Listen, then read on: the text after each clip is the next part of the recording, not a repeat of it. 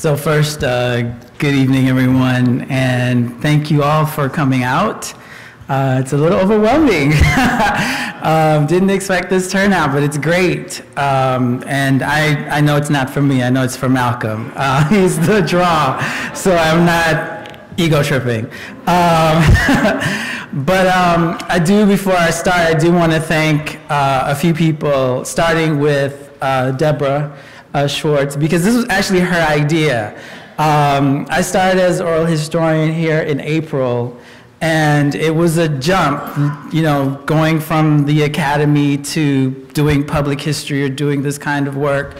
And I wasn't sure how much I would get to still do the work that I was interested in.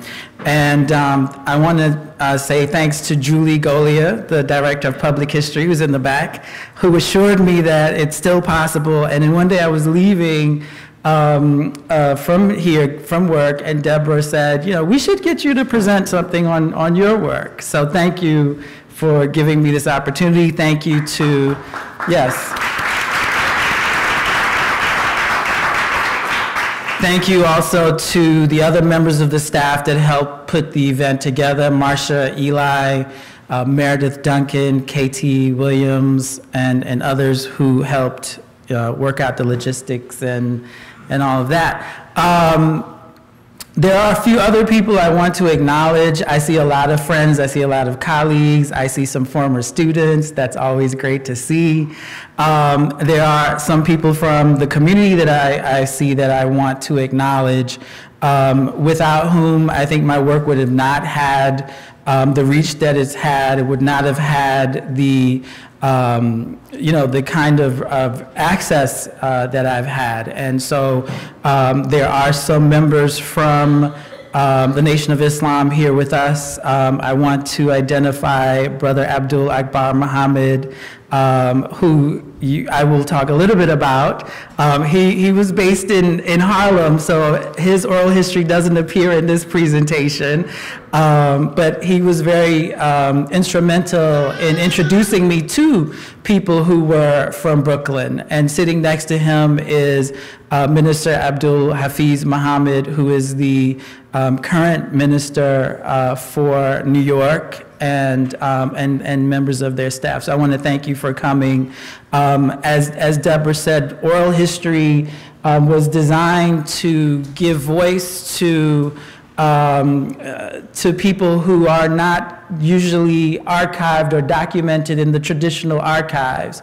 And the other thing about oral history is that when you do an oral history interview, the control of the interview rests with the narrator, the person being interviewed. And so there's a different kind of relationship that you have when you interview someone in an oral history interview than, say, if you just did a journalistic interview. And that relationship is that the power to tell the story rests with the person who experienced the story. And so it's really important for me to have some of the people who've experienced the story here. Hopefully I get the story right, but I'm sure they'll check me if I don't. I wanted to say all of that to set up this talk. One of the things that, so of course Malcolm was killed on February 21st, 1965, 50 years ago, a little over 50 years ago.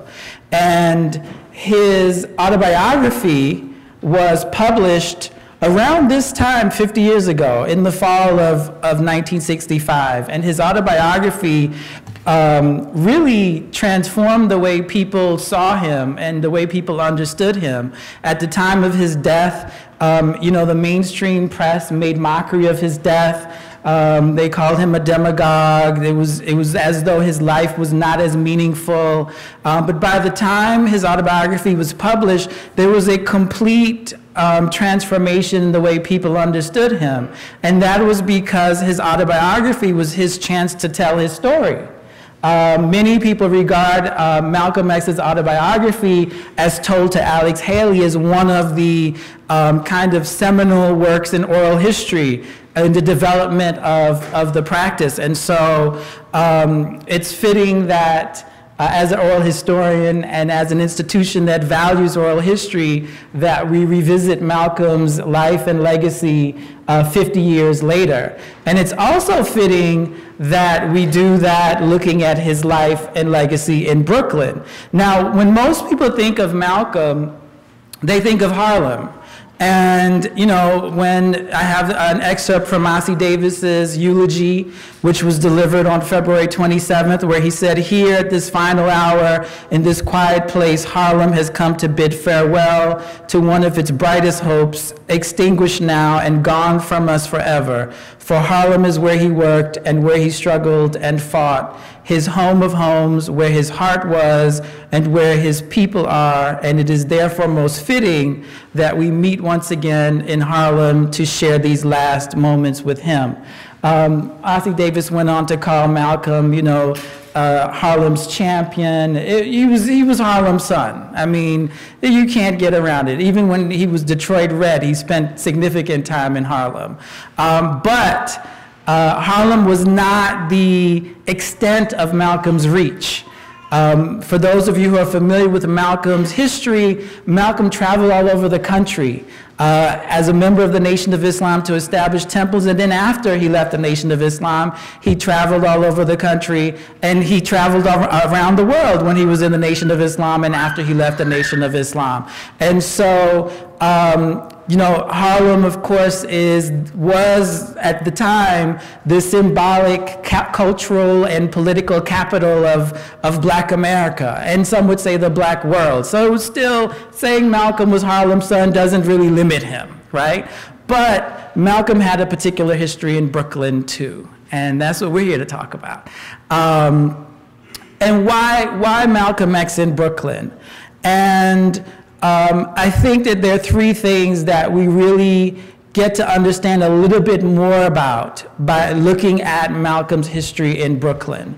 That is a better understanding of African American Islam, a better understanding of the Black freedom movement, and a better understanding of racialized geographies. And I'll go through each of these and explain what I mean. Before I proceed any further, I do want to say someone whose life was as extensive as Malcolm is very difficult to present in a very short period of time. And I have given myself a decent time limit, so I will not be able to cover everything about Malcolm. So I say that now as a disclaimer. Feel free, when I'm finished, we can have some back and forth question and answer where we can talk about maybe some of the things I didn't get to cover. So this is a narrow focus, hopefully a in-depth focus on some aspects of Malcolm's history in Brooklyn. Now, when we think about Malcolm, I think it's important to think about Malcolm as being at the intersection of two really important traditions in America, and certainly that Malcolm was at. That is the intersection of Islam and the intersection of the Black freedom movement. Malcolm, you know, this is called Malcolm X in Brooklyn, but Malcolm represented various communities. Malcolm represented various traditions that were bigger than he himself. Right? And so it's important to see Malcolm in the context of these greater traditions. Now, I kind of like this because it's an X, right? It's in case you didn't get that. But I also like the idea of an intersection because you can be at an intersection and there are four corners. And I like that concept because you can have two people at an intersection but not be standing in the same place. And it's important to think about Malcolm at this intersection, but there are different places that one can occupy on this intersection, right? And so there is a diversity even at this, where these two traditions meet. There's a diversity of African American Islam, and Malcolm's life and history embodied that diversity. And so I wanted to make sure we understood that. It's also important to think about these two, especially at this current moment, because I think Malcolm's life and understanding Malcolm's history in Brooklyn as a Muslim, it's really important to understand how deeply embedded Islam is in New York and Brooklyn and the United States. At a time when there are attempts to portray Islam as foreign, to portray Islam as something that is outside of America. Malcolm's history in Brooklyn tells us how deeply rooted Islam is in Brooklyn. The other thing that's important is that Malcolm's particular position at this intersection found him expressing oftentimes dissent towards the United States government. He was very critical. He was very critical.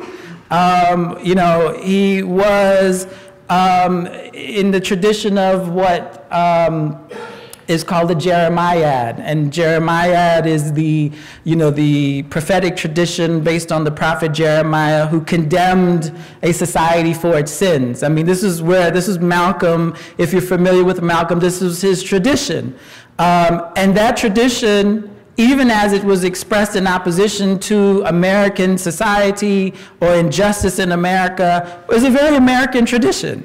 It's a tradition of dissent that's rooted in America.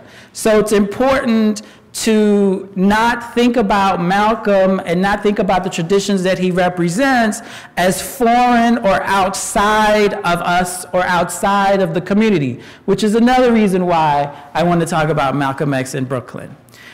The second thing about understanding the Black freedom movement is that Malcolm's history in Brooklyn, and certainly in New York, disrupts how we have traditionally thought of the civil rights movement. And the traditional way of looking at the civil rights movement has been to think about it as something that took place in the South, to think about it as something that took place primarily between 1954, when the Supreme Court ruled on Brown v. Board to desegregate schools, up to 1965, when Congress passed the Voting Rights Act. That's usually how people think of the civil rights movement. They think about it as seeking integration and using the tactic of nonviolence. And so what happens when people turn their attention to what was going on in the North, there's this kind of good movement, bad movement, right? Where, you know, the urban North had, you know, rejected the idea of the benevolent society that was promoted in the South. And the truth of the matter is that the Black freedom movement was always much more diverse than narrowly focusing in terms of geography, in terms of time, or in terms of ideology. The Black freedom movement took place throughout the country.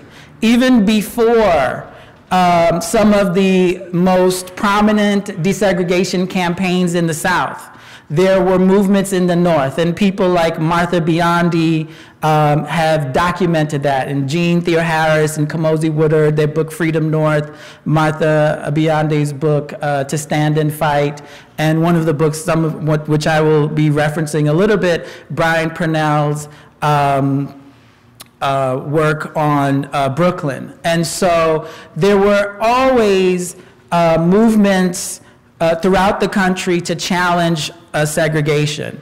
Some people, in terms of looking at the time frame, say that, you know, this movement began around World War II and continued well into the 70s. And so again, the long movement. For many of these Northern activists, integration was not necessarily the ultimate objective. The ultimate objective was access to resources. And that, for many people, could be accomplished through community control. And then finally, for people in the North who oftentimes suffered under the experience of brutality from the police, the idea of nonviolence did not seem to speak the language that the police could understand. And so they opted, in many cases, for self-defense. And so Malcolm's history in Brooklyn kind of helps us get to some of this in terms of understanding the diversity of approaches to Black freedom. The last thing that I had on my list was, I call it racialized geographies, or we could say geographies of race. And what do I mean by that? Well, I will start by playing a clip. And this is a video clip of Malcolm talking about segregation versus separation, where he is establishing what the distinction is between the two from his perspective. I would like to point out another point before we go any farther. We who are followers of the Honorable Elijah Muhammad do not make a choice between integration and segregation. Segregation doesn't enter into the picture at all. We are for separation, not segregation. Segregation, as we're taught by the Honorable Elijah Muhammad, is that which is forced upon inferiors by superiors. Separation is done voluntarily by two equals. When you find an all-white school, they don't call it a segregated school, they call it a separate school. When you find an all-Negro school, they call it a segregated school, because it was set up by the white man. If it was an all-black school that had been set up by the black man himself, run by the black man himself, with the curricula that they follow, put in the school by the black man himself, they would call it a separate school. And it would be just as independent and on equal basis with the white school. So Malcolm's making an argument here about who's doing the separating is important, right? And this actually speaks to the work of geographers who study the difference between place and space. And so I want to refer to one particular theorist named Michel de Certeau, who in his book, The Practice of Everyday Life, makes pretty much the same point that Malcolm was making, but in a different way, where he says a place is the order of whatever kind in accord with which elements are distributed in relationships of coexistence. In contradistinction to the place, space has none of the univocity or stability of a proper. In short, space is practiced place. Thus, the street geometrically defined by urban planning is transformed into a space by walkers. What does that mean? It means place is what is created for you. Space is what you do with that place. So this is a building, that's a place, right? Right now, it is a meeting space because we're meeting here. It is a lecture space because I'm giving a lecture here. They sometimes rent this place out and people have weddings here. They have dances here.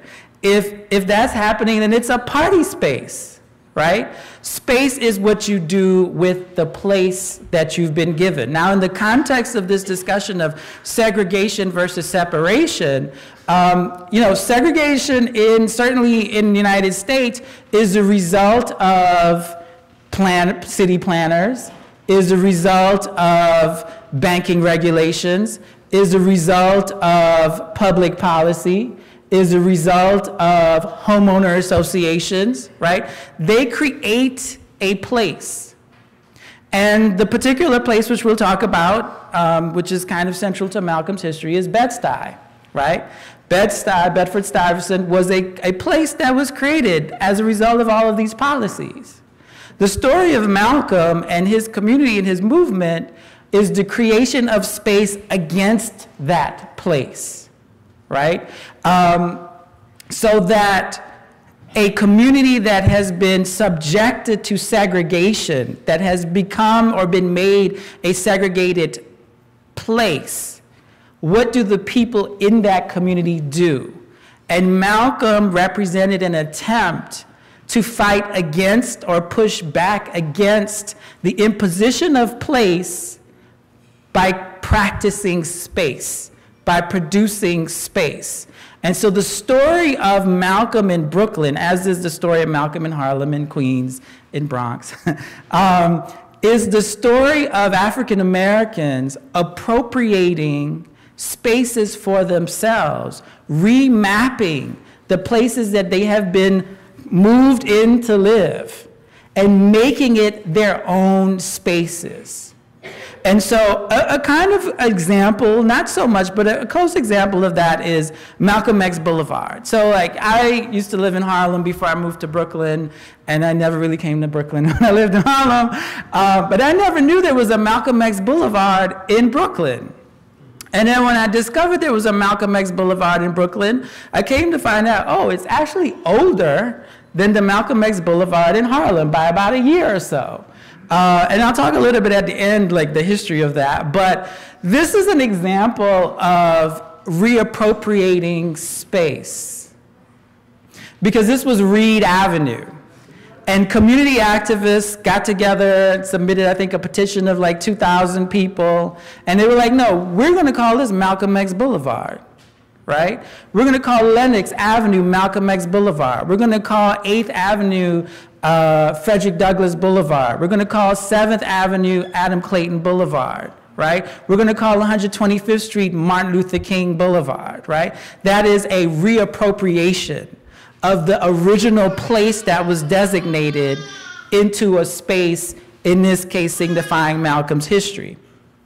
So I'll go a little bit more into that, but I wanted to start, just in case, we have to do a little bit of a primer for people who are not familiar with Malcolm X's history. And this, again, this is very, like, skeletal, right? But this is the basics. Malcolm was born, Malcolm Little, on May 19th, 1925 in Omaha, Nebraska. He grew up in Lansing, Michigan. His parents were Garveyites. How many people know who Marcus Garvey is? Okay, good, lots of people. So Marcus Garvey was a Pan-Africanist and black nationalist leader. He was born in Jamaica. He moved to the United States in 1917. He established the Universal Negro Improvement Association, or the UNIA.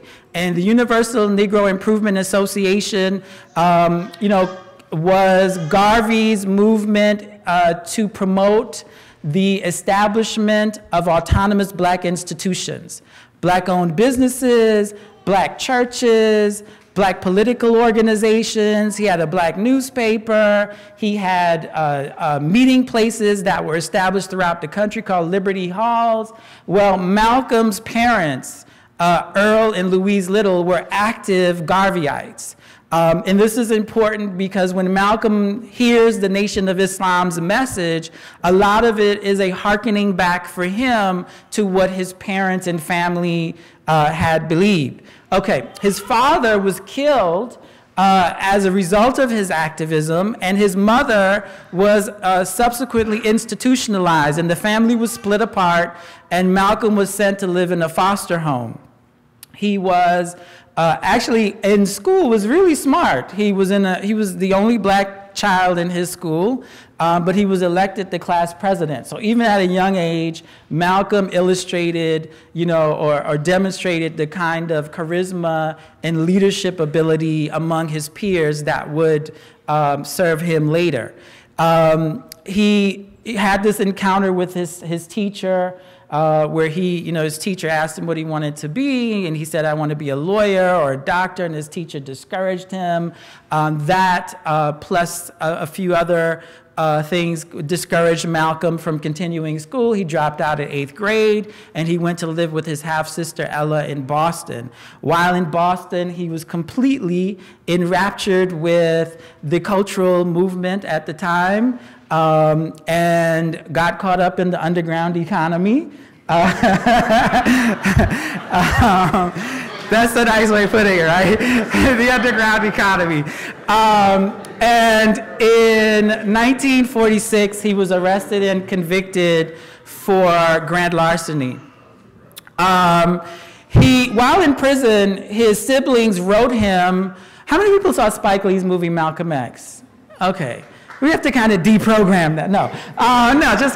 So Spike Lee took some literary, license in his movie. Like if you saw Spike Lee's movie, There's this character named Baines in prison that introduces Malcolm. There was never a Baines. Like, Baines never existed. But what it was is Malcolm's siblings writing him letters, and I guess that's not as dramatic to have, like, Malcolm reading letters, right? So I'm just saying, like, I give Spike, I kind of understand what he did. But Malcolm was introduced to the Nation of Islam by his siblings. And by the time he came out of prison in 1952, he was very enthusiastic about the message that he had encountered from the Nation of Islam. So the Nation of Islam was a movement founded in 1930. There's a lot that can be said about it. I'll say very short. It was led at the time that Malcolm encountered it by Elijah Muhammad, who was a migrant from Georgia and had encountered this teaching while he was living in Detroit, Michigan. The Nation of Islam synthesized many different ideas, some of which were familiar to what people would consider traditional or orthodox Islam, some of which was not, some of which was more familiar with people who were familiar with Garvey, so was familiar with black nationalism, some of which was familiar with Masonry and the kind of early black civic organizations that were founded at the time. Nonetheless, one of the key ideas about the Nation of Islam, or from the Nation of Islam, that struck Malcolm was this kind of radical rejection of white supremacy that found its expression in the form of calling white people devils. You've probably heard this before. For Malcolm, it was a very attractive idea. It is now hard to understand why people would gravitate, or some people would gravitate to this message if you open up a magazine and see the open casket of Emmett Till, if you turn on your TV and see fire hoses being opened up on black children, or you see black children being bombed in the church, right? So there was enough reason for people to question the human potential of white society at the time based on the experience that they had had. And certainly for Malcolm, that was something that rang true to him.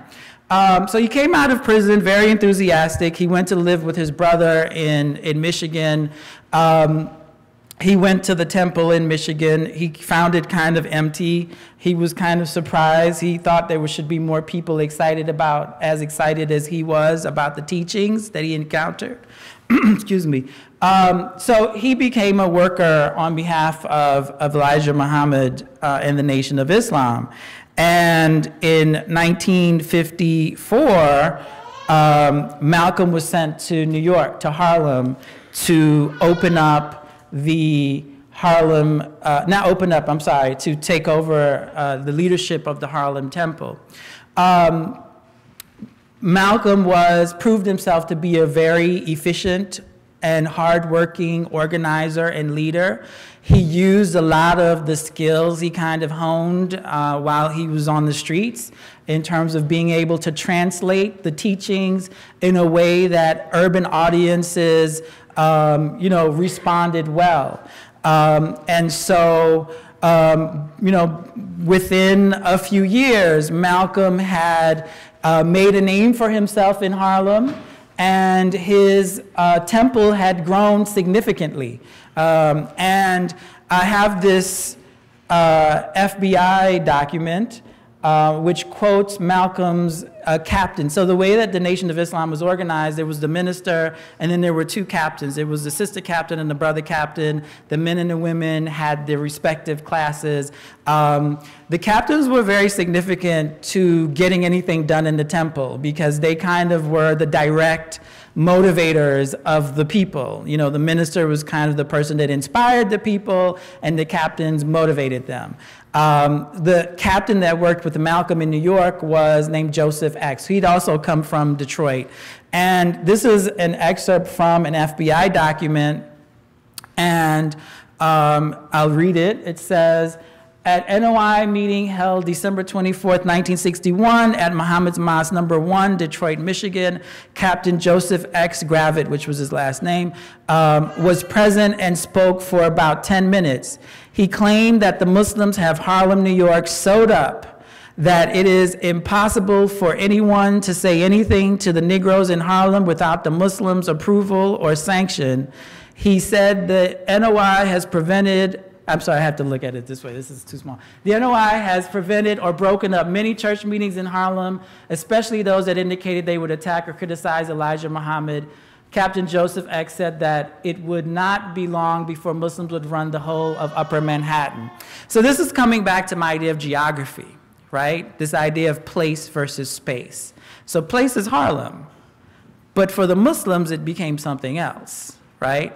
And when Captain Joseph says, we have Harlem all sewn up, this is a language of capture, right? This is kind of using a military a concept for taking over a territory.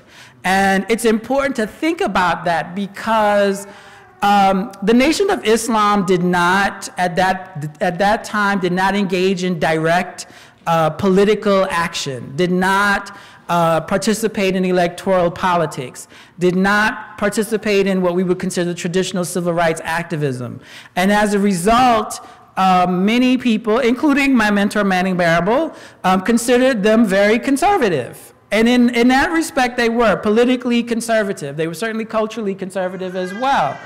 But where they were radical was in this idea of taking a territory. And it was this idea of taking a territory that caused great concern for law enforcement. And this is why the FBI had been watching the Nation of Islam since its inception and had been tracking Malcolm since that 1954, if not before. And so I wanted to use this to segue. So now that Harlem is all sewn up, where do we go next? So we go to Brooklyn. Because this is part of the idea is to expand your territory. And so I have this is actually from Brian Purnell's book. This is a map of Brooklyn, and it shows in the concentration of the black population in Bed-Stuy in 1960, I'm sorry, yeah, in 1950 and 1970. So you can see where the majority of African Americans lived in this time.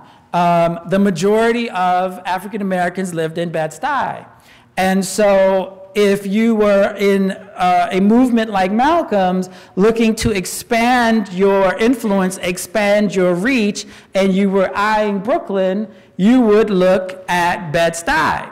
And so they certainly moved into Bed-Stuy. Now, there, of course, were people there. There were black people in Bed-Stuy who had organizations, who had their own community movements. And so just as when Malcolm moved into Harlem, he was occupying shared spaces, they also in Brooklyn occupied shared spaces. And one of those shared spaces was one of their earliest meeting spaces in Brooklyn, which was at the Mechanics Building. It was let me get the proper name, the Independent Order of Mechanics of the Western Hemisphere. And so this is an ad that was in the Amsterdam News.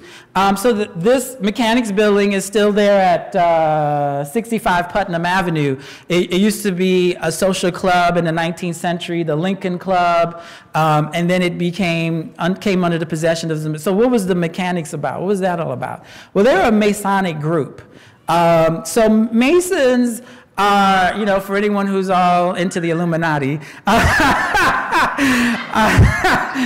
the Masons are were a like civic, I would say like a civic organization that, you know, built themselves a little bit around what they considered secret knowledge, this kind of esoteric or secret knowledge that you had to advance in degrees in order to gain access to the knowledge. And some of their, ideas were these parables. Some of it was drawn from the Bible. Some of it was drawn, interestingly enough, from the Quran. But you know, whether or not, so the interesting thing about these shared spaces, and I'll talk about the second one in a second, but whether or not this was coincidental, we can think about. But I don't know, I don't think it's that coincidental that the space that the Muslims rented out for their meetings was a Masonic order, the building that belonged to a Masonic order. So I want to play a clip from an oral history interview that I did with one man. His name was Harvey Muhammad. He was born in 1921 in South Carolina. He moved to New York. He served in the Army in World War II. He served in Europe. In 1946, he returned back to New York. He worked up the street at the St. George's Hotel up on Henry Street. And he encountered a Mason or Masonic knowledge. And it was his interest in Masonic knowledge that drew him to the Nation of Islam. So I'm going to play this clip of him talking about that experience. Oops. So I was in my shop one day cutting hair, and I thought I knew quite a bit about the Masonic order. And there was a brother came in, and this was in the early part of 1955, and he started talking Masonic talk. So then I asked him, where did he hail from? That's mean, what lodge are you from? He said, well, I'm not a member of no lodge. He says, but I can tell you can get a lot of knowledge from if you can appreciate knowledge. The brother's name was Brother Kylea, I think, yeah, Kylea. I can tell you we can get plenty of knowledge from if you know how to appreciate knowledge. So he gave me an address, 102 West 116th Street. And that's the first day, that Sunday, that following Sunday, the first time I heard this song. That was sometime like in the spring, or maybe, like beginning of the summer of 1955. Tell me about your experience when you first went there. I went to 116th Street. I parked my car on 116th Street, a few doors down from 102. And there was a bar, you know, there. And at that time I drink beer. I drink beer, smoke cigarettes, all of this. And I went in this bar to get a beer before I go upstairs. I had just left church. I dropped my wife and my boys home from church, and I dropped them home. Then I went on because it was near 2 o'clock then. So, after church on Sunday, you had to get your beer and a cigarette to do. So I went in this bar to get a beer, and the bartender was very busy. Had a lot of people, So I said, well, I'll get it when I come down, when I finish the meeting. And if I had to drink that beer, I wouldn't get into the meeting. I would not get into the meeting because they had a brother. I learned him later on. His name was Brother JMW, and he was very thorough. This brother was very thorough, And so sure enough, I went upstairs. He told me they had a little check procedure, and he was very thorough, very polite. So I went on, was checked, and they took me, set me down on the front seat. I never forget. And the brother name, I later on I learned him. Name was Brother Adam D. Adam DX. That was his name. I mean, he was a student minister, but he was just like a blockbuster minister. First time I heard Islam. So then he the one that started off. Then he introduced Minister Malcolm. Minister Malcolm came up, and let me tell you. Knowing from where I was born and the respect I had for white people, I respect them out of the fear of them. I'm gonna tell you the truth. So it makes me lying to you. I was actually scared of white people. I didn't see anything that I could see anywhere that seemed like they could defeat the white man. But Malcolm got to talking, and he talked. I got scared. I tried it. I couldn't leave. I looked back, but everybody in back was enjoying themselves. So I couldn't leave. I was embarrassed to get up and walk out.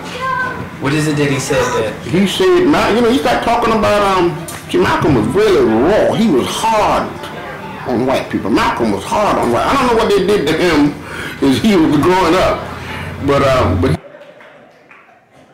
so this was actually very typical of a lot of people's first experience hearing Malcolm. And he was describing his experience going to hear Malcolm in Harlem, but he was from Brooklyn, and the experience for people wherever they attended was very similar. The message that Malcolm brought was so outside of the kind of circumscribed thinking of the majority of people. Again, thinking of this idea of geography, it so exceeded the boundaries that most people had been given to think within that it was very destabilizing, right? And so this is what happened to this one gentleman. The other shared space that I wanted to highlight was on January 31st, 1959, the Muslims with Malcolm held a dinner called Muslim Dinner and Surprise Program at Siloam Presbyterian Church. Now, it's really interesting that they had this event at Siloam. If you're not familiar with the history of Siloam, Siloam is one of the oldest churches in Brooklyn. It was founded by, or the congregation was founded by the son of a slave. It is reportedly was a stop in the Underground Railroad during the 19th century. And in the 20th century, at this point in time, Siloam was led by a pastor named Milton Galamison. And yes, Milton Galamison was an activist pastor. He was, at that time, he was the chair of the Brooklyn chapter of the NAACP, and he was a leader in the school desegregation movement in New York. And in fact, in 1964, he would lead a massive boycott, a student walkout of the New York public schools in protest of segregated schooling. And so, again, we could say this is coincidental, but at the time, think about this man's experience when he went to hear Malcolm. Malcolm scared people. Not everyone was willing to open their doors to host an event that Malcolm and his community wanted to have. And so it is remarkable and notable that one of their earliest events in Brooklyn was at this church that had its own long storied history of black activism. And so part of the story of Malcolm X in Brooklyn is occupying these shared spaces, whether it's with Masons or with activist Christians, with which they oftentimes shared similar ideas for black freedom. And they didn't only just share spaces with religious people, they also shared spaces with organizers and political movements. And probably one of the most important was the relationship that existed between Malcolm X and the Brooklyn chapter of the Congress of Racial Equality, or CORE, Brooklyn CORE. And Brooklyn CORE was an activist chapter of the Congress of Racial Equality. They had spearheaded several protest movements. They had protested the construction, segregation in the construction, or African Americans being barred from construction jobs in the building of Harlem Hospital. And then when SUNY Downstate was being built here in Brooklyn, they had a wave of protests that summer in 1963. And Malcolm he went every day. Every day he went to this protest. He didn't participate, right? According to a person that Brian Purnell interviews, Malcolm didn't participate because it was an interracial movement. But according to Malcolm's comments to the press, this is what he said. It said, Malcolm X, fiery leader of the bitterly anti-white black Muslim group, stood across the street from the state-financed downstate medical center. As the demonstration went on an hour after hour, he shook hands with various ministers who led the pickets. Asked why he took no part in picketing, he replied, "It would not be fair. You would have a different situation here."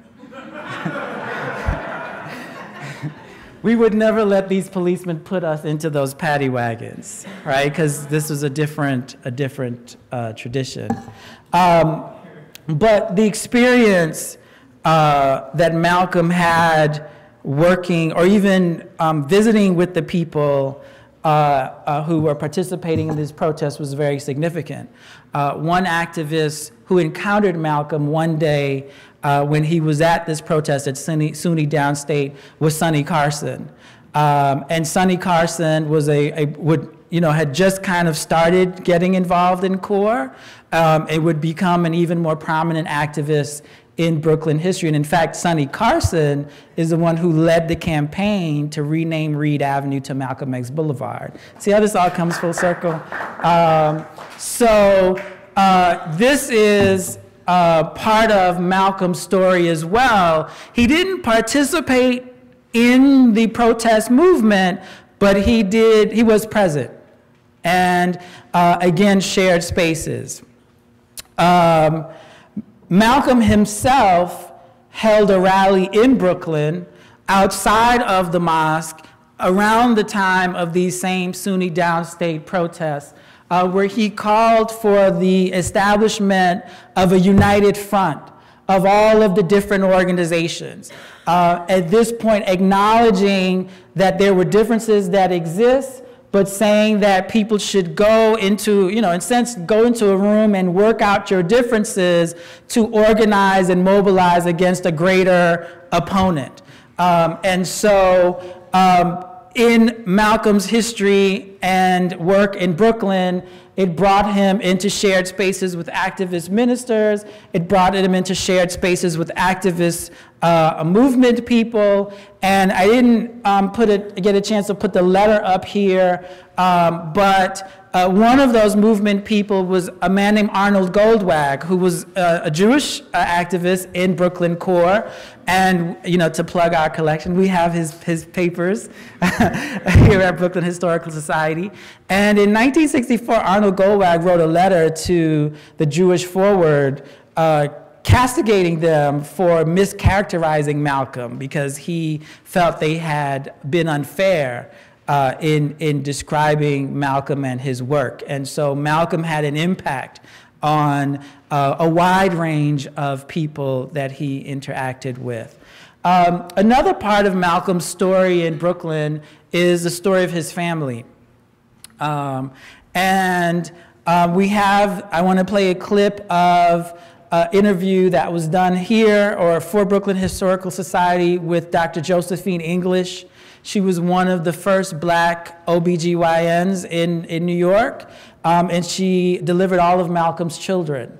So I'm going to play a clip where she talks about her relationship with Malcolm's wife, Betty. Oh, well, see, Betty Shabazz was a nurse, and she had been in Harlem Hospital. Oh, so we were good friends. Oh, we were good friends. Oh. Yeah. So therefore, when she got pregnant, she came to me, and her husband came with her each time. Really? He came with her. He's a very nice man. Oh, and would he be there in the delivery room? No. No. She never came to her deliveries. She had I delivered 6 of her children. But he was always traveling, going here and going there, but he never, no. And they were all delivered at Brookdale. But he was a very nice man. But Betty was a nurse. She was a nurse. And she was a Harlem nurse. So it was only natural that she would go to a physician out of Harlem Hospital. Yeah. And so when you and Betty first met, was she already married to Malcolm X? Oh no, when I first met her? Oh no.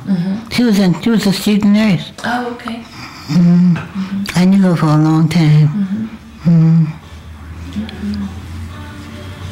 In fact, I was surprised that she was married to him. When she came, I didn't know him. Well, I didn't know him. See? And when she came he always came with her. So. Oh, and you were surprised to find out that was her? Yeah, I didn't know that first. Yeah. Oh, but did you know him? Was he already? No, I didn't know anything about him. But I knew Betty for some time. So, again, to plug our collection, if you ever want to, you can come to our library and listen to the full extent of this interview. Dr. English has a fascinating history beyond her encounters with Malcolm's wife and family. If people are familiar with Stuyvesant Mansion, that was where she was based, and she also helped establish the Paul Robeson Theater. Really amazing story of hers in Brooklyn. So Malcolm is raising a family, or at least siring a family, and is sharing spaces with activist Christians, sharing spaces with Brooklyn activists in CORE. The culmination of this kind of groundwork is the establishment of a temple or mosque in Brooklyn. And this was Mosque number 7C, located at 120 Madison Street, the corner of Madison and Bedford Avenue. And the reason why it was 7C is that Mosque number 7 Central, we could say, or the primary mosque, was in Harlem, and it could be considered 7A, although it was just called Mosque 7. And there were satellite mosques set up throughout the city, and Mosque 7B was in Queens, 7C was in Brooklyn, 7D would be in the Bronx. After Malcolm had left the nation, the community in New York kept thriving. I think they went all the way up to P throughout the city. And again, this is important to think about these mosques. And I say satellite not to say small, because the attendance records at this temple or at this mosque on a Sunday had upwards of 400 and 500 people every week. And that's just here. That's not who's going in Harlem, or who was attending in Queens, or who was attending in the Bronx. And so part of thinking about how these temples functioned, they functioned as kind of cities unto themselves, in the way that they were a kind of translocal network that they helped establish. And so again, to think about this reappropriation of space, or this remapping of place. When someone in the Nation of Islam said Harlem, or Brooklyn, or Queens, or Chicago, or Philly, or Boston, they didn't mean Brooklyn, New York, Harlem, New York, Chicago, Illinois, Boston, Massachusetts, Philadelphia, Pennsylvania. They meant Chicago Nation of Islam, Philadelphia Nation of Islam, Boston Nation of Islam, Philadelphia Nation of Islam. So you kind of have to think of this, geographers call it scale. It's like, think of an overlay on the map that's been prescribed, right? The places that have been prescribed. And the overlay are the created spaces. It is the new map, right? It is the counter geography of what has been given to you. And so when Mosque number 7C was established, it was part of that counter geography. It was part of that second map. It was part of that new space that was being created.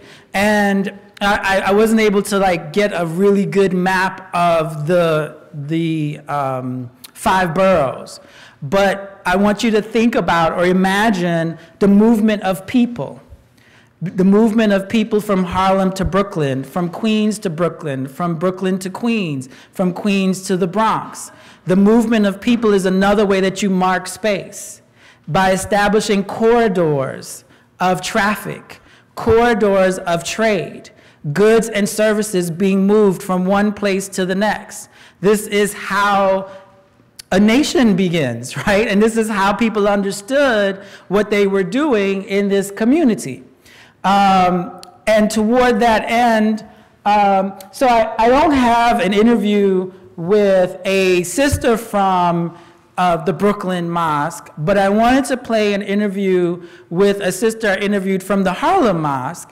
Her name at the time she joined the temple was Ronell Rouse. Her name she goes by now is Medina Farrakhan. And she joined the temple in 1958 when she was 15 years old.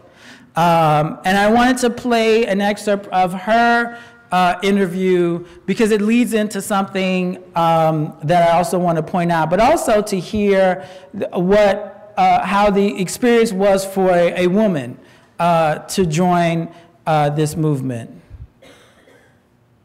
And we did go to the mosque on 16th Street, and we listened, and I heard Malcolm, and I didn't grow up as a militant person. I grew up with a very religious background.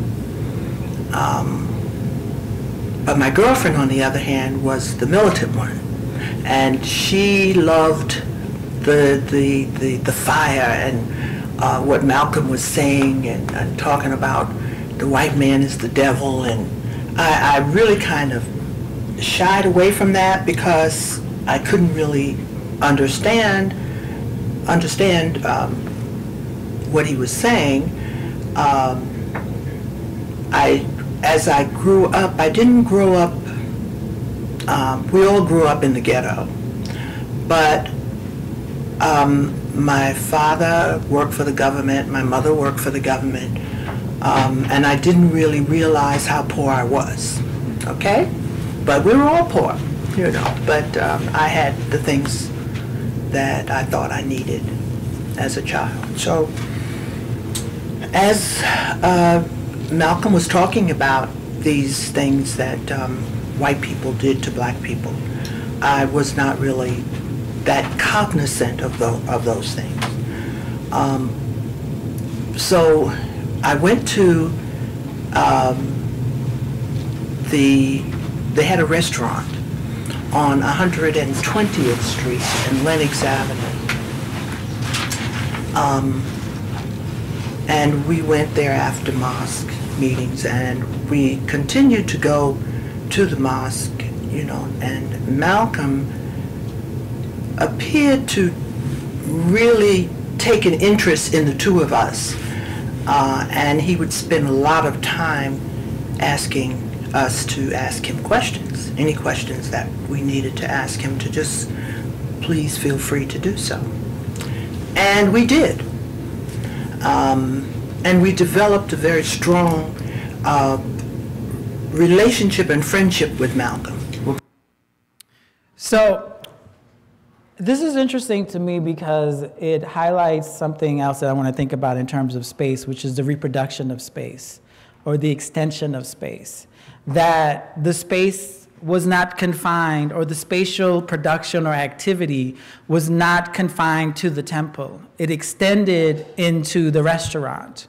And the businesses that the members of the temple or mosque established were significant and played a significant role in this expansion of space. And so in Brooklyn alone, I just pulled some ads from, this is from the Muhammad Speaks newspaper, which was the Nation of Islam's official newspaper. This is from a 1963 issue. And I just pulled an ad with some of the businesses.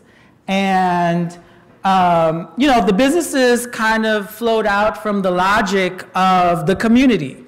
If you are familiar with how they dressed, the men wore suits and ties, suits and bow ties. The women wore usually white gowns with headpieces. Somebody had to clean that, right? So there's a need for a dry cleaner, right? So let's have a dry cleaner. The men usually were clean shaven, had closely cropped hair, so they needed some barbers, right? Probably the most important extension of space was in the area of food, because Where the Nation of Islam may have differed in terms of some theological interpretations from what we understand as classical Islam, one area they did not differ in was on the restrictive diet or the restrictive laws of eating that Muslims subscribe to. Primarily no pork, no alcohol, right? And so finding places where Muslims could buy and consume food created another necessity for other spaces to be created. So the gentleman that you heard from before, Harvey Muhammad, was actually one of the proprietors of the grocery stores. They had two, one on Fulton Street and one on Ralph Avenue. And it was called Shabazz Foods. And I'm going to play, this is somewhat of a long clip, but it gives you a sense of the kind of thinking that went into the establishment of this space and where they got the name from. Place really was like a little catering store. Brother John, and we got Brother Jan, myself, Brother Jesse, and Brother Louis 6X, and someone else. There was 6 of us. Brother Ben the painter, remember Ben the painter? Yeah. And we opened a little store, give it a name that ain't nobody in the world would remember. Call it Project Confectionery and General Store. I never forget that.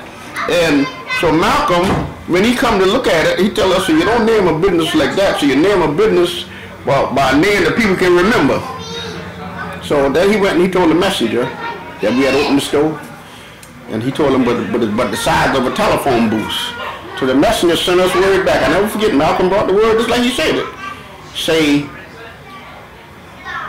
if it's only the size of a telephone booth, if you learn how to run that one right, that one will show you how to operate one twice that size. And so what happened, I would say within a year's time, we bought a building just down the street from that store at 1892 Fulton Street, wasn't it? Yeah. At 1892 Fulton Street in Brooklyn. And we put a store in there, a supermarket with six aisles. 6 aisles. And we had meat. We went to the market. Go to show you that Allah is God, brothers. Allah is God. We don't know nothing about no meat, no chicken, no lamb, nothing like that. We went to the market with this money. We got money. We started buying this beef. The name of the company was Paulus Packing Company. Started buying this beef. There was a brother working there named Jimmy. That he seated, we didn't know what we was doing. So we bought this meat, put it in the car, took it to the store. So he asked us when we were, so where your store located? We told him at 1892 Fulton Street. 1892 Fulton Street. So that evening he got off from work, he came by the store. He came back there and helped us cut the meat, show us how to display it, how to put it on the paper. See, meat is something that if you gonna slice it and you put it together like that, it'll turn black. But you put paper between it, like a wax paper you put between it, you know? And he showed us. Next week he came by and he showed us, taught us all the cuts on the beef and the lamb. We even thought about bringing in no pork, no tobacco, no alcohol, and we used to look at those collard greens funny too. A lot of times we didn't even want to sell them to the people, but we did sell collard green and sweet potatoes. And he taught us this, and we brought that store up, developed the Shabazz beef sausage. We were the first person, I would say, in America, Shabazz food at 1892 Fulton Street. Sister Essie 3X, Brother Jesse's wife, was the first person that made a beef sausage, put it in a lamb casing. And then we went in business with the sausage. Went in business. Then we went direct across the project. The New York City Housing Authority had a project by the name of Brevoort Project. And we was on this side, the first store was on this side, then we went direct across the project, the corner of Bainbridge and Rife Avenue, 218 Bainbridge Street. No, 218 Rife Avenue, I'm sorry. And opened another store, the same order, but the only thing is that store was bigger. We put a fish market in it and had a fish and chip where you can buy your fish and get it cooked and all like that. And I mean, that means things just boom. Then we got a steakhouse, Shabazz Steakhouse, at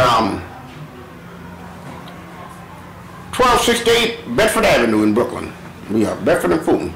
But the way we came up with the name Shabazz, Malcolm gave us that name. He told us to name it. When he tell us that you name a business a name that people can remember,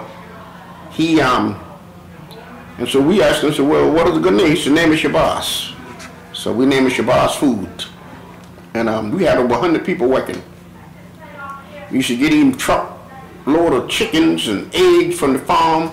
I mean, when I said truck, I mean that tractor trailer. And we had a warehouse. That warehouse, I think, was at 1233 Fulton Street. Had a cold storage warehouse there that we, and stuff coming from the farm, eggs and things like that, and we put it in there, and the brothers come and pick it up. And we never had no spoilage, because the brothers sell that stuff so fast. And we had Allah bless us. People told us when we went in business that we would never be successful because we didn't sell pork, tobacco, and alcohol. But this year I'm talking about back in the late 50s and 60s.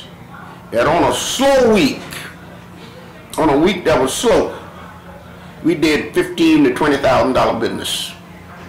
See? So then everything's going good. We wound up buying the building.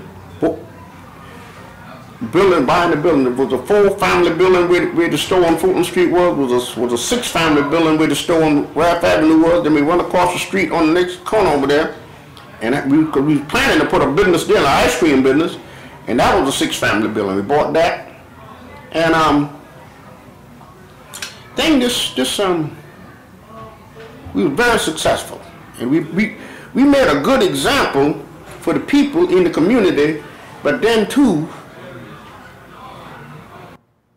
Okay, so you got the sense, and it's so one of the things a few things that came out of this is this enterprise involved 6 people, right?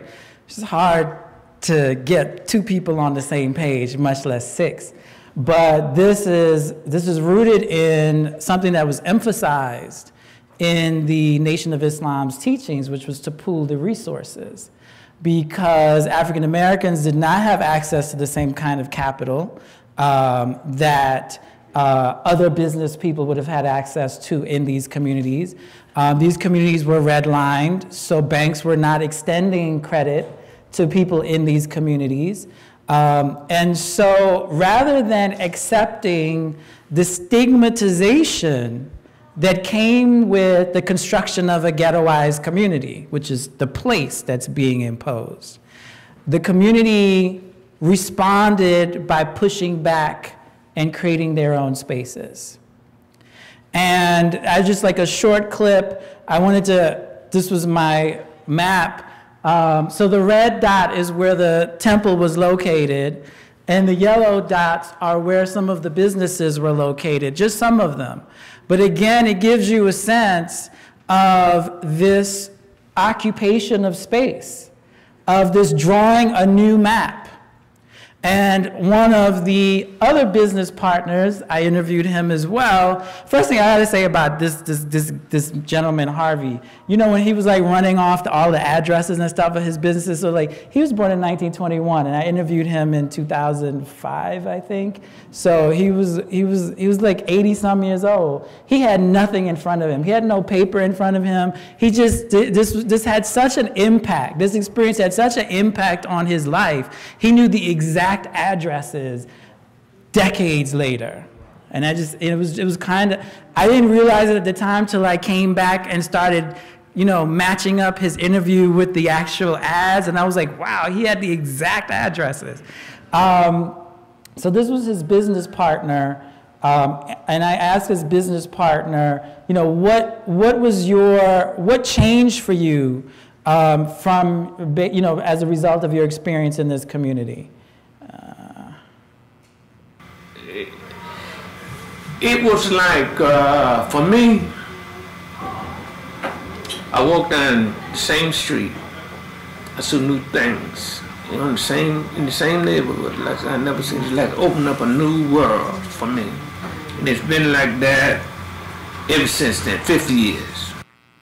So he said, I walked down the same streets and saw something different, and that was the impact of Malcolm and the community of the Nation of Islam in Brooklyn, in Harlem, in the cities where they established.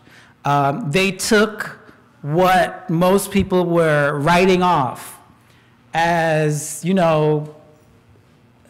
undesirable places to live, undesirable places to do business, and they remade it into a place completely different. So I have 2 more slides, if you bear with me. This, of course, did not come without a price. If you are imposing a new map, you're going to run up against the original map keepers. And there were territorial conflicts that this community experienced with the police. If you've seen Spike Lee's film, he dramatizes really well one of those conflicts that took place in Harlem in 1957 when one of the members of the temple named Hinton Johnson, I always get the first and last name mixed up, was brutalized and needed medical attention, and Malcolm, with the assistance of his captain, Joseph X, mobilized the men to surround the police precinct. And then a huge crowd, according to the Amsterdam News, of 2,000 people formed behind that kind of phalanx of men. And they didn't disperse until Malcolm was assured that the Brotherhood got medical attention. Well, that wasn't the only conflict. There were several instances where the police, they invaded Malcolm's home. They had other instances, and at one point, Malcolm charged that there were KKK members in the New York Police Department. And I found this striking looking at this 50, 60 years ago in light of the ongoing struggle between communities of color and police. And so I want to play this because it's a really funny story that this gentleman, Harvey, told about an encounter that happened in Brooklyn between the Muslims and the police. I'll tell you the truth, brother. I'm just, the only person that got me living today is Allah for some of the places that Malcolm have had us. I know we was on that police, I don't know if you're familiar with New York. There was a sister, her son-in-law was a minister. He, after Minister B.R. Was transferred from number 29 in Miami, and I think he went to the, somewhere in the state of Louisiana. Minister Henry X, he was the minister there. Sister Alberta, which was his mother-in-law, got in a problem with the police one night. They really didn't do nothing, just her husband was not a Muslim, but he had drank, and he got in a problem with the police, so she tried to defend her husband. So they locked her up at the 81st Precinct in New York, in Brooklyn. That's Quincy Street and Rav Avenue. And so we got the word that we had to go to the precinct because the sister was locked up. So we surrounded the precinct, so they tried to sneak the sister out to take her to another precinct. And somebody told Malcolm. Somebody on the inside of the precinct told Malcolm, so they're moving her to The precinct's on Third Avenue and Bergen Street. So sure enough, boom, we got in our car and we went there. And I seen Malcolm in the precinct talking to this sergeant. He told the sergeant to call his captain or lieutenant because ain't nothing gonna go on here until we get our sister out. So the sergeant, you know, he said Malcolm's calling. So he stopped everything, you know. So the man is talking. He got the captain on the phone. The captain lived in Amityville. Got him on the phone. And he gonna try to explain to the captain what was taking place. Malcolm took the phone away from him. Just took the phone. I said, God have mercy. But I mean, you had to stand now. You couldn't show no. See, back then, I mean, the FOI was tight. I mean, if you standing in there, you use a FOI. So took the phone. We started telling the man to what happened, and we said, so ain't nothing going on here until you get here, cause we gonna take our sister home when we go tonight. And we took her home too. That man drove in there, and somehow or another, I don't know where he got, how they got it. Okay. I would like to see that, Malcolm yanking the phone. Like, let me tell you what's happening.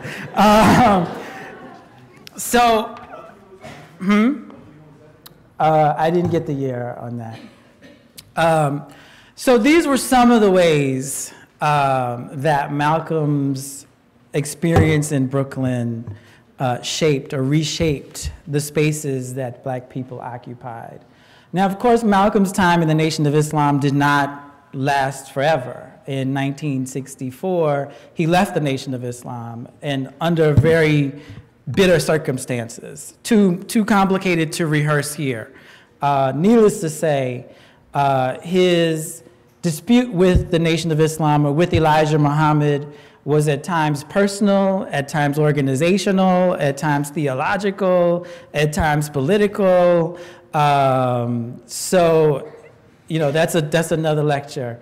But even after Malcolm left the Nation of Islam, and then of course he was tragically killed in 1965, but his legacy continued in the community that he left, in the community he founded, and with lots of other people who were never members of either community.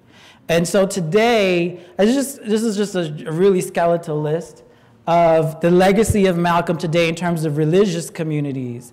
There is the original building that was Mosque number 7C is still a Muslim a center of worship. It's called Masjid Musi Khalifa, and it was kind of, in 1975, Elijah Muhammad passed and his son took over and moved the community towards more kind of traditional Islam. So that's that masjid.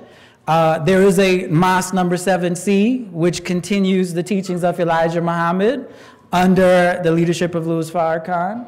There is another mosque at the corner of Bedford and Fulton called Masjid At-Taqwa, which is another very famous community masjid led by Siraj Wahaj, who was had joined the Nation of Islam at 7C. So it's also part of that legacy. And then I have like some like the cultural and other kinds of extended legacies. There was an organization called the East that was founded by G2, not founded by, was co-founded or partially founded by G2 Uyusi, who was Leslie Campbell, who was involved in the fight for community controlled schools in Ocean Hill, Brownsville. And one of the uniforms for this, they had a school called Uhuru Sasa Shole, which is Freedom Now School. And one of the uniforms for the school was a t-shirt with Malcolm X on it, right? So again, you know, respecting that history.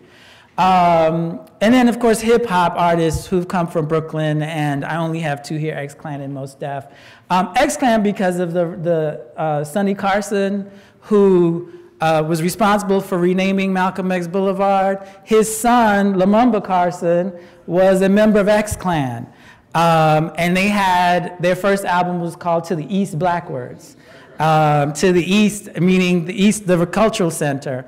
And then there's the Malcolm X grassroots movement, which is a political movement that was founded to focus on the plight of political prisoners and has been at the forefront in chronicling the abuses of police towards the black community, again, tying into Malcolm's legacy.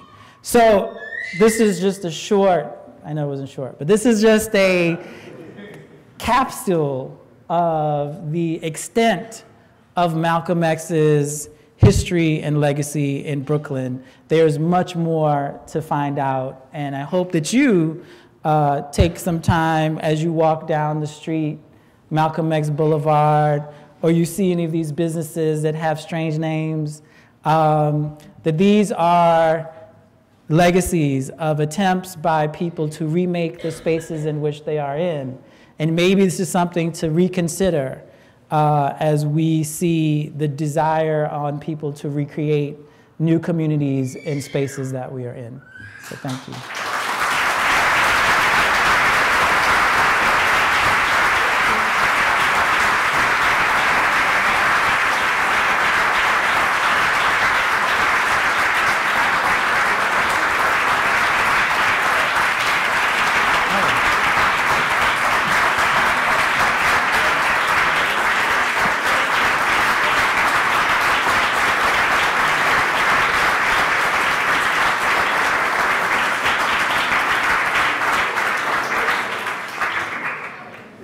Thank you very much.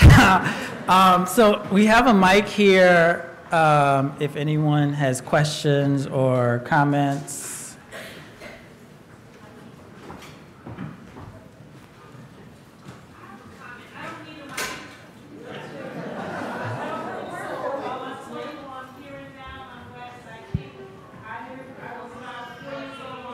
I was about 4 years old, living on Bainbridge and Howard, and my mother used to shop at the Shabazz on Ralph Avenue. She has dementia. She couldn't remember his name, but you called it Brother Harvey, and we would shop there, and it was always something special about that. Even though being 4 years old, I knew it was there were black-owned businesses around that area, but there was always something different and special about that place, and thank you for taking me down memory lane and recalling that name, Brother Harvey. Thank you.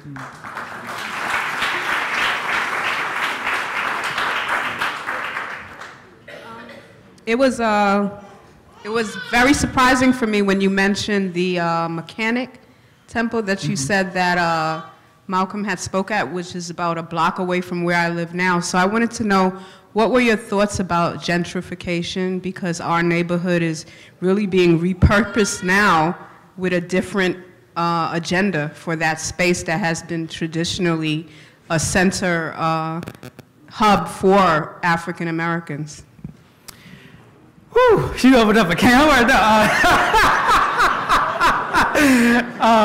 Well, you know, there are many ways to counter. Well, let me say it this way. One of the first things any displacement effort will try to do is to displace the history. And so as a historian, that's where I will start. And I would say one of the first things in order to counter that displacement is to recover the history of these spaces, right?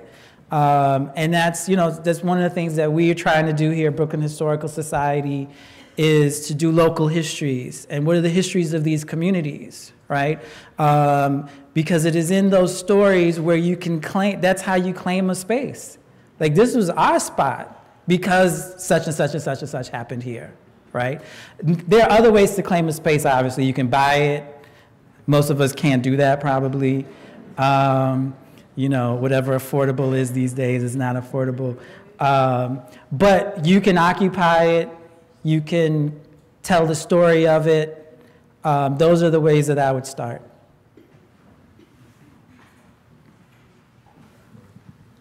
Assalamu alaikum. Walaikum salam. Can you talk about the intersection of Islam and the Black Freedom Movement? Because you brought up a very good point, because I'm just thinking about a couple blocks down the State Street. Mm-hmm. And the State Street Mosque for those who may not be familiar with that mosque, Sheikh Ahmed Dawood Faisal was very instrumental in having a couple of movements being spearheaded out of that mosque, from mainly African-American Sunni Muslims. One of them is Yasin Mosque, Brownsville, East New York, and also was also the Ansar Allah community that also comes out of that, that experience. And also there's also a picture of Brother Malcolm with Sheikh Ahmed Dawood. Can you talk about that? Yeah, I would love to do a geography of Muslims in Brooklyn, because you had like the Dar al-Islam, which was the Yasin Mosque in like East New York, the NOI, Nation of Islam in Bed-Stuy. In Bushwick, you had the Ansars, and you had here State Street. I'll just plug with my bosses. We need to do an oral history of Islam in Brooklyn. But no, absolutely. It's a very rich tradition in Brooklyn. And the reason why I like that idea of intersection is because I said like there are corners, right? That everyone wasn't always in the same place. They were like across from each other in proximity in terms of their ideas and in terms of sometimes their actual connections. So there's a whole lot, but I mean, I think you helped set it up nicely. But absolutely, there is the tradition of Islam in the African American community is vibrant and rich and long. It is something that is as old as older than the country itself, because we know that a significant portion of those enslaved people brought to the shores from Africa came from predominantly Muslim parts of West Africa. And so the first struggle for many of them was to maintain their identity and their religion, which most were not able to do. And so in the 20th century, you have, with the Nation of Islam, with State Street, with Dar al-Islam, with Professor Ezeldine, and the other communities, the First Mosque of Pittsburgh, First Mosque of Cleveland. These are all revival movements, right? To revive and reconnect and recover that history.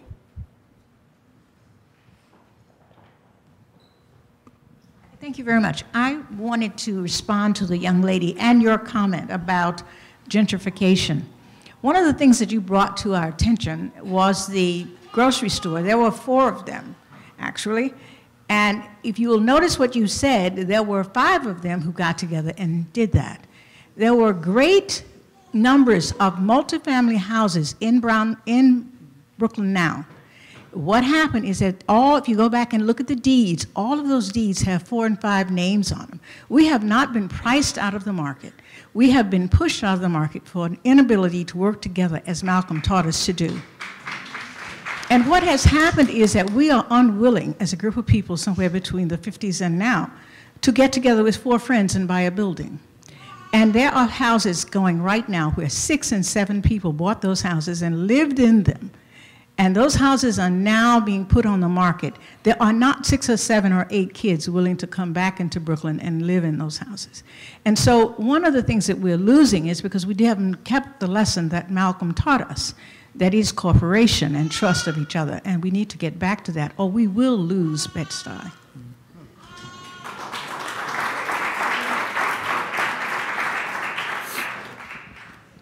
Assalamu alaikum. Thank you very much. As a historian, I love that. And for me and Minister Hafiz to sit here and listen to someone else, that's a challenge too, okay? But let me say this. First, I want to just answer the question about what Malcolm did. I came in the nation under Malcolm. And the reason that those stores were successful, it was his leadership to push the Muslims to go and support the store. Drive to Brooklyn. I lived in Queens. Drive to Brooklyn, and he would encourage Manhattan. So we would all come over here to Brooklyn and spend our money, and we made sure through that, and that's leadership. The second thing, you did such a beautiful job. We want you to do Islam in Queens, okay? I know you're in Brooklyn, but you have to do it, because Corona, East Elmhurst, where Malcolm lived, and that whole scenario in that area would be a great case study for Zaheer Ali. Thank you very much.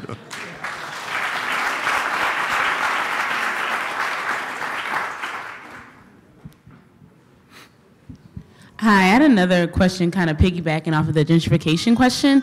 So I live right pretty much at Macon and Malcolm X Boulevard.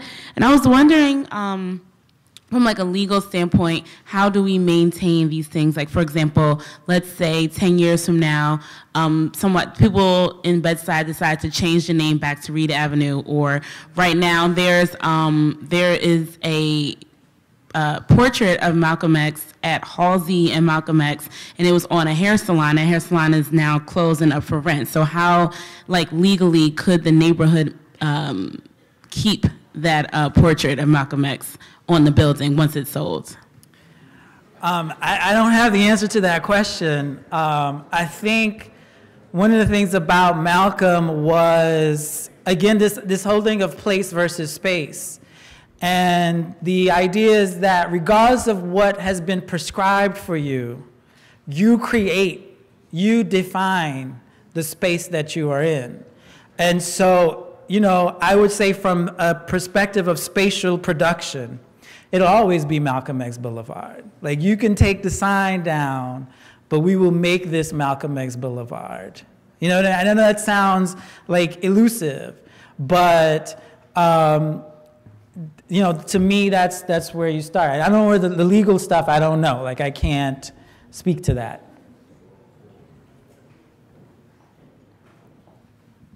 Hey, hello? Okay, cool. Hey, you did a good job. I have a question more rather than a statement.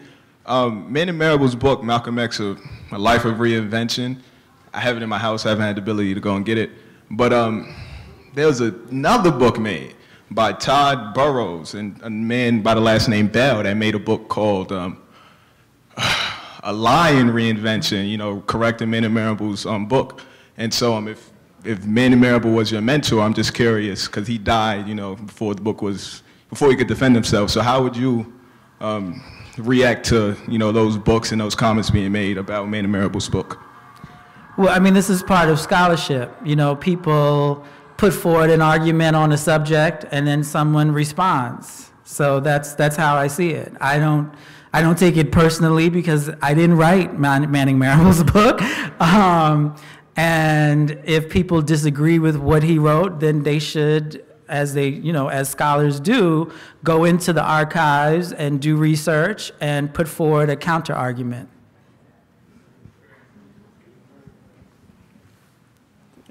Hi. Yeah, just to piggyback off what he just said, I have the book as well, and I know it's quite a bit of controversy surrounding the book pertaining to the homosexual claims they said Malcolm did during his time as Detroit Red. And so I just wanted to know how reliable is your work, being that Manny Marable was your mentor, and that book I understand also is going through litigation. I don't know if that's still going on, and that's it. Well, this is my work. So, I mean, I'm not going to accept responsibility for someone else's work. And that's all I can say. I mean, I assisted Manning with research. How he handled that research and the conclusions that he drew were the conclusions that he drew. Now, unfortunately, he's not here to explain to us the process by which he arrived at his conclusions.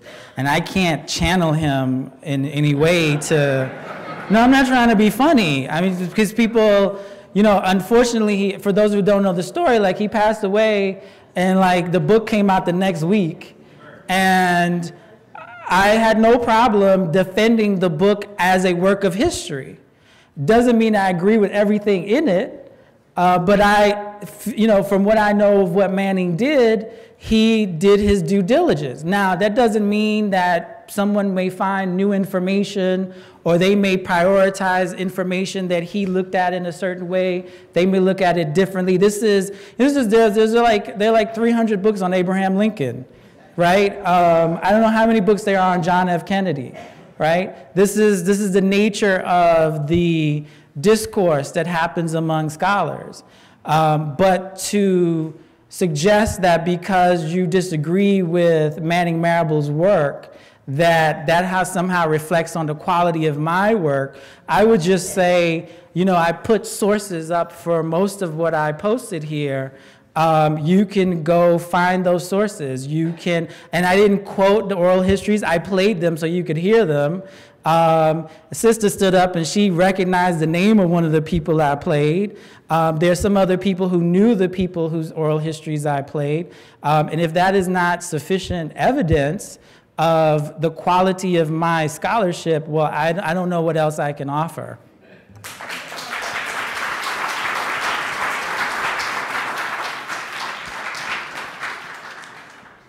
Thank you very much for your presenting of information about Malcolm X. When I was in high school or early college, a family, Helen Calabala, he was a black diplomat and he was from Africa. She was in Girls High. She's a graduate Girls High on Hancock Street. They invited a group of us, college people, to come and listen to Malcolm X. I don't know the number of the house, but your board, Jackie Charity, knows that woman. And I want to say, for the person over there who wants to save things about Bedford-Stuyvesant, Weeksville, which was a lost community there in Bedford-Stuyvesant, 50 years ago, we, a group of ordinary people, Joan Maynard, Ray Clark, Jim Hurley, integrated group, went there, got $10,000 given to us by Mrs. Astor to buy the houses so that we could, and that place is over there now. I would say to that young woman, go over there and work with them. It used to be, when we first started, it called the Society for the Preservation of Bedford-Stuyvesant and Weeksville History. So you can take back and find your history, and we have the book here that the woman wrote. You don't give it up. You keep talking about it. You keep working on the 700,000 people in New York City that are African American. Take back your community. You don't own it forever. It may go out of your hands, but you preserve those things, and you have the Schomburg collection. Ordinary people are the ones that live and create and keep history. We are the savers of history. Thank you. Thank you. I think we have time for one more question. Hi, I want to thank you for a wonderful talk tonight. I wanted to add maybe to the spaces that need to be reclaimed, Medgar Evers College, which grew out of the struggle from Brooklyn. And it was a huge effort to put it in place in central Brooklyn. And Dr. Betty Shabazz was a major figure at the college. So that place, I think, is important to be remembered. Yes, thank you.